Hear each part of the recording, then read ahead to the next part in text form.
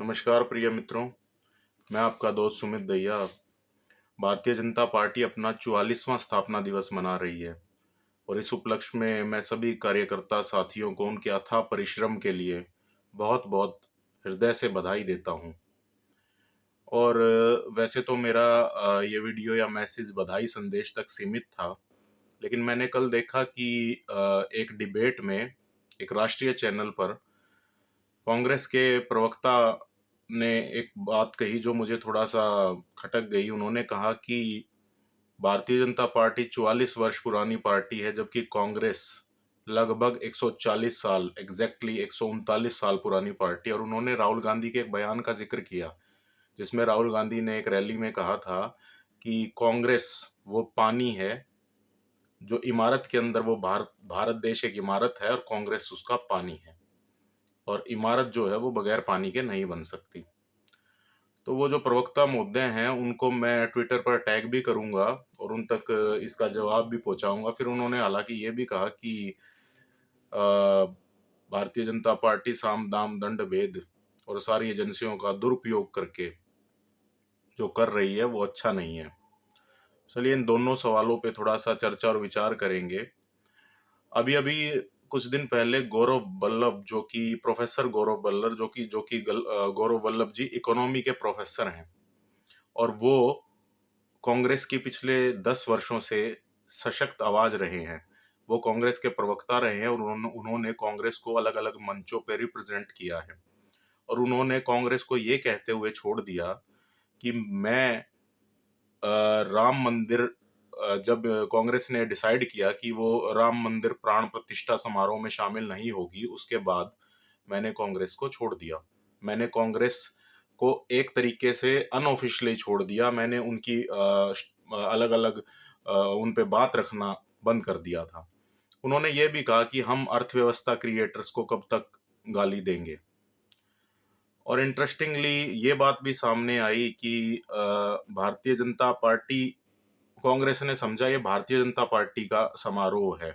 कांग्रेस ने mother Teresa के एक कार्यक्रम में इटली में कांग्रेस ने अपने रिप्रेजेंटेटिव भेजे, जबकि अपने ही देश में भगवान राम के मंदिर की प्राण प्रतिष्ठा समारोह में कांग्रेस ने किसी को नहीं भेजा अपनी तरफ से ऑफिशियली। तो गौरव वल्लभ जी जो कि सशक्त आवाज थे कांग्रेस की पिछले एक दशक से, उन्होंने कांग्रेस छोड़ दी और क्या कहते हुए छोड़ी वो मैंने आपको बताया। इसके बाद दूसरी बात जिस पर हम मुख्यतः विचार करेंगे, जिसमें उन्होंने ये मतलब प्रवक्ता जो कह रहे थे कि जी ये पार्टी जो है वो 139 ईयर्स पुरानी है और वो 44 ईयर्स पुरानी है। मैं उनको बता दूं, इससे पहले जनसंघ और उससे पहले आरएसएस का अगर आप देखें तो 1925 से और अब 2025 में आरएसएस अपना एक पूरा 100 वर्ष पूरे करेगी। किसी ना किसी रूप में काम करते रहे इस विचारधारा से जुड़े हुए लोग, इस विचारधारा से जुड़े हुए संगठन भी किसी न किसी रूप में सक्रिय भूमिका निभाते रहे और कार्य करते रहे। खैर मैं वो बात नहीं कह रहा। बात ये है कि आज आप देखें भारतीय जनता पार्टी के अंदर जो कांग्रेस के प्रधानमंत्री रहे हैं, चाहे वो गांधी परिवार से हो या मनमोहन सिंह जी हो, आज तक के जितने भी प्रधानमंत्री रहे हैं, उनमें केवल कांग्रेसी प्रधानमंत्री आप छोड़ दे तो बाकी जितने भी प्रधानमंत्री हैं, उनकी पॉलिटिकल लेगेसी को बढ़ाने वाले लोग आज भाजपा में हैं। चाहे आप चौधरी चरण सिंह को ले लें, उनके जो है ना ग्रैंडसन पोते जो हैं जयंत चौधरी भाजपा का हिस्सा हैं, एनडीए का हिस्सा है। चाहे आप देवीलाल जी को ले लें, रणजीत चौटाला हिसार से इलेक्शन लड़ रहे हैं, जो उनके बेटे हैं, पुत्र हैं, वो भारतीय जनता पार्टी का हिस्सा हैं। चाहे आप प्रधानमंत्री चंद्रशेखर जी थे, उनके पुत्र सुपुत्र नीरज शेखर जी भारतीय जनता पार्टी में हैं। और कर्नाटक में जेडीएस एच डी देवगौड़ा जी जो हैं, वो भी भारतीय जनता पार्टी के अलायंस पार्टनर हैं, एनडीए का हिस्सा हैं। इसी प्रकार से अगर आप देखें लाल बहादुर शास्त्री के जो पुत्र हैं उनके परिवार के सदस्य हैं सिद्धार्थ सिंह, वो भी मंत्री भी रहे हैं और प्रवक्ता भी रहे हैं और वो भारतीय जनता पार्टी का हिस्सा हैं। इसी प्रकार से अनेकों मुख्यमंत्री अशोक चौहान की तरह जो उनके पिताजी मुख्यमंत्री रहे, इसी प्रकार से न केवल प्रधानमंत्री बल्कि केंद्र के जो मंत्री रहे हैं या मुख्यमंत्री रहे हैं और अनेक मतलब जो है ना अनेक से अनेक लोग, मतलब गिनवाने को मैं कार्यक्रम बहुत लंबा हो जाएगा, तो चाहे वो केंद्रीय मंत्री रहे हों, मुख्यमंत्री रहे हों या प्रधानमंत्री, मैंने कहा सभी प्रधानमंत्री कांग्रेस के जो प्रधानमंत्री हैं उनको छोड़ के भारतीय जनता पार्टी का आज हिस्सा हैं। तो वो क्या केवल अकेले आए हैं, वो अपनी पॉलिटिकल लेगेसी, अपनी ताकत, अपनी पूरी क्षमता और अपने साथ जुड़े हुए कार्यकर्ताओं को लेकर आए हैं। कोई भी व्यक्ति या व्यक्तियों का समूह जब किसी पार्टी और उस विचारधारा को छोड़ के दूसरी पार्टी में शामिल होता है, तो वो अपनी तरफ से पूरी कोशिश करता है, अपनी तरफ से पूरा प्रयास करता है कि वो उस पार्टी में जिसमें वो शामिल हुआ है और ताकतवर तरीके से अपनी पूरी क्षमता के साथ परफॉर्म करे। ऐसा उनका प्रयास रहता ही है। तो टेक्निकली अगर देखा जाए तो भारतीय जनता पार्टी की आयु कांग्रेस से अधिक है, क्योंकि कांग्रेस में या उस समय से जितने भी लोग काम करते आए हैं राजनीतिक और सामाजिक जीवन में, वो भारतीय जनता पार्टी से जुड़े हैं या फिर उनके पॉलिटिकल वारिस, पॉलिटिकल लेगेसी को लेकर भारतीय जनता पार्टी के साथ जुड़े हैं। इसके अलावा दूसरी बात मैं उन्होंने कहा कि साम दाम दंड भेद सारी एजेंसियां, ये ईडी, आयकर, सीबीआई, सारी एजेंसियां लगा के वो दुरुपयोग कर रहे हैं, ये उन्होंने कहा। तो मैं आपको बताना चाहता हूं कि वर्ष 2013 में नेशनल हेराल्ड 5,000 करोड़ के घोटाले में माँ बेटा सोनिया गांधी और राहुल गांधी जी बेल पर हैं। वो क्या भारतीय जनता पार्टी की सरकार थी उस समय? किसकी सरकार थी? खुद दिल्ली हाईकोर्ट ने संज्ञान लिया था। इसी प्रकार से वर्ष 2011 में ए राजा और कनिमोझी जेल गए थे। किसकी पार्टी की थी? किस पार्टी की सरकार थी उस समय केंद्र में? 2010 में सुरेश कलमाड़ी जेल गए थे। किस पार्टी की सरकार थी उस समय? इसी तरीके से एक पूरी लिस्ट है, अगर आप देखें तो वर्ष 2000 करुणानिधि, शिबू सोरेन, मुलायम सिंह यादव, और वर्ष 1994 से ही अगर आप उठाएं, 1994 में जो झारखंड मुक्ति मोर्चा कैश कांड हुआ था, उसी समय से 1996 में लालू यादव, फिर जयललिता, फिर शिबू सोरेन, फिर करुणानिधि, मुलायम सिंह यादव, और सिलसिलेवार वर्ष 1994 से 2013 तक ये सारे नेता किसी न किसी रूप में कानून के चक्र में आए, जेल गए। उस समय तक तो शायद प्रधानमंत्री मोदी या अमित शाह जी राष्ट्रीय फलक पे भी नहीं थे, क्योंकि वो राष्ट्रीय फलक पे वर्ष 2000 में आए हैं। गुजरात में गुजरात में सरकार का हिस्सा बनने के बाद और मुखिया बनने के बाद वो राष्ट्रीय फलक पे आए हैं। तो उस समय से और उससे पहले से भी अगर आप देखें तो 1987 में बोफोर्स कांड हुआ और राजीव गांधी पे 1990 में 1990 में एफआईआर हुई। अगर उससे और पहले जाए तो 19 महीने इमरजेंसी के सभी नेताओं को, जो भी विपक्ष में थे, जो कि पकड़े जा चुके थे, उनको जेल में रखा गया।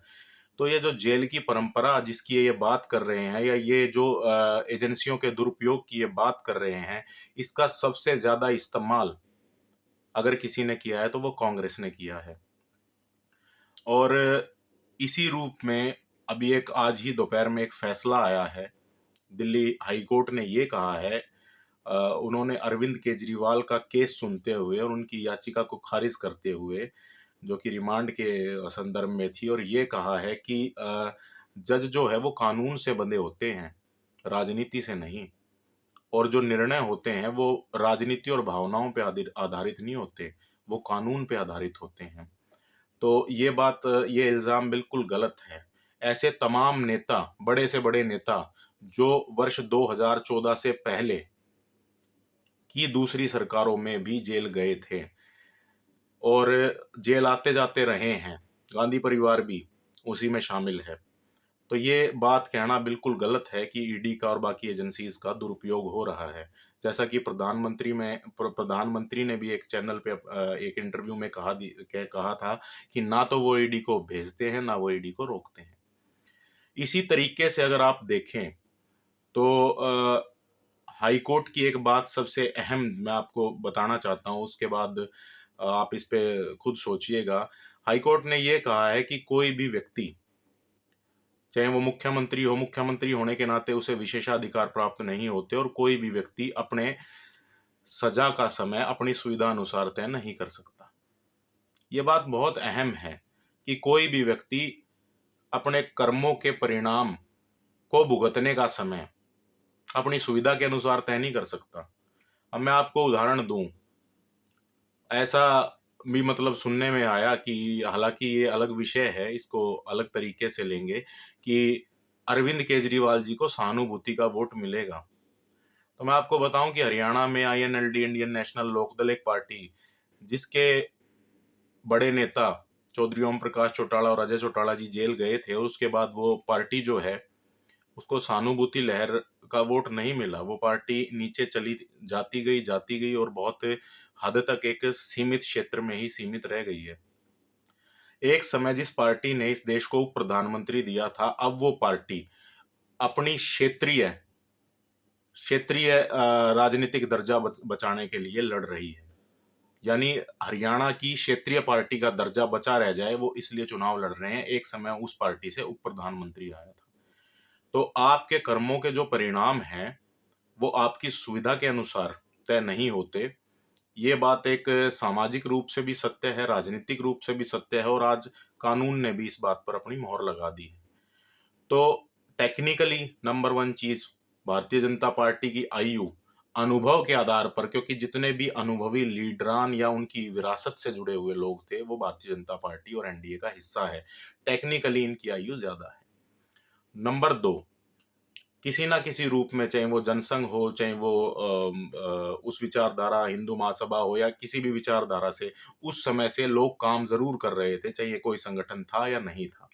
नंबर 3, ईडी के दुरुपयोग की बात या तमाम एजेंसियों के दुरुपयोग की बात, या ये आरोप बिल्कुल झूठ है, और मैं वो प्रवक्ता जी को टैग भी करूंगा कि वो इस बात को समझें कि उनके प्रवक्ता जो उनकी आवाज थे, वो भारतीय जनता पार्टी का हिस्सा है। 25,000 से ज्यादा जो है ना कार्यकर्ता केवल मध्य प्रदेश में, 100 से अधिक बड़े स्तर के नेता, जिनके मतलब पॉलिटिकल लेगेसी में मंत्री रहे, केंद्रीय मंत्री रहे, राज्य सरकारों में मंत्री रहे, बड़े ओहदों पे रहे, मुख्यमंत्री तक रहे और प्रधानमंत्री तक भी रहे, वो सब एनडीए का हिस्सा हैं।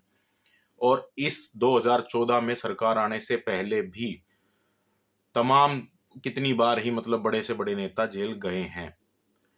तो बस यही मतलब आज मैं एंड में फिर से मतलब मुबारकबाद दूंगा 44वें स्थापना दिवस पे, और इसी प्रकार से परिश्रम और मेहनत जो है ना वो जारी रहे, और आगे भी जो है ना जो राष्ट्र को समर्पित जो हमारी एक विचारधारा के तहत आगे भी हम काम करते रहें, और इसी प्रकार से मेहनत जारी रहे।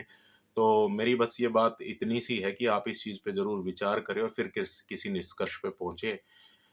बहुत बहुत धन्यवाद आपका।